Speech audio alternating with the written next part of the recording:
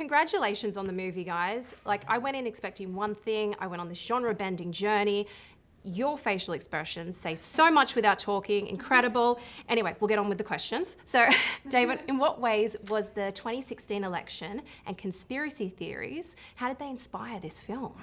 I think conspiracy theories have been around for a long time, and they're just a way that we grapple with things that that challenge us. I mean, my dad was a huge conspiracy theory junkie. He was obsessed with the Kennedy assassination, and what he was really struggling with was he got his draft card for Vietnam on November 22nd, '63, signed by Kennedy, and so his obsession with that conspiracy theory was a way of sort of absolving his own, compromised emotional feelings about that. And conspiracy theories are a way that we try to organize an unorganized world. We want to feel, it's actually more comforting for us to believe that there is like a secret cabal of incredibly powerful people who are pulling all the strings. That's more comfortable for us than, everyone's kind of winging it, like, shit happens and we have no control over it. And so Nick and I started talking about this idea, is there any conspiracy theory that's so crazy and so outlandish that no one would believe it? And this movie is sort of the answer to that question. Yeah, well, you did an incredible job. Oh, thank you. Now, Betty, I have to ask you about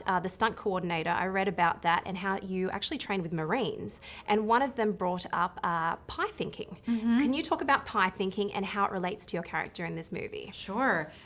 So Heidi Moneymaker was the stunt coordinator on the movie, and yeah, one of the days that we trained, she brought in two of her friends who were Marines, and they were teaching me gun etiquette and how you would, as a Marine, walk into a room and assess a room. And he said, you think pie thinking, like you're looking at this part of the room, then this part of the room, like this slice, this slice, this slice. And it made me think that that's probably how Crystal's brain works, is that she takes in little bits of information of what she needs at a time in a sort of survivalist way, and doesn't ever zoom out and freak out about everything happening. It's this person in front of me and then this person in front of me, and she's sort of a deranged cowboy in that way. Yeah. It really makes me want pie. Yeah.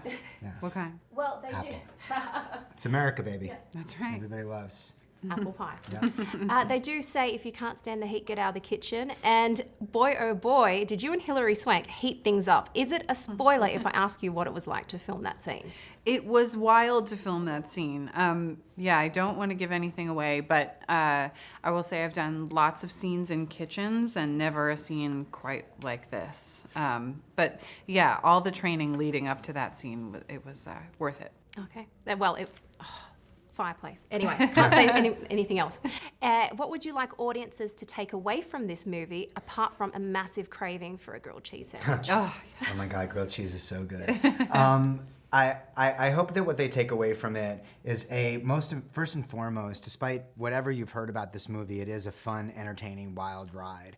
But at the end of the day, it's also a cautionary tale. And I think that this idea of the further that you move to the extremes, whether that extreme is on the right or the left, and the more you start to point the finger at other people and you stop actually having conversations with one another, that's a very dangerous space to live in. I think that Betty's character, Crystal, is the one person in the movie who's like, I don't want to have political conversations. I don't pass judgment on anyone else. I'm just in this situation and I need to get out. And she also is sort of befuddled by she's the only character in the movie who points out the movie's own ridiculousness. So hopefully people can acknowledge that the movie was ridiculous and absurd and fun, but also like there's got to be a space for moderation. Mm-hmm. Very true. Thank you so much for your time. Thank you. It's a pleasure talking to you. Same Thank here. you. Appreciate it. Thanks. Ladies and gentlemen, you're watching Hey You Guys!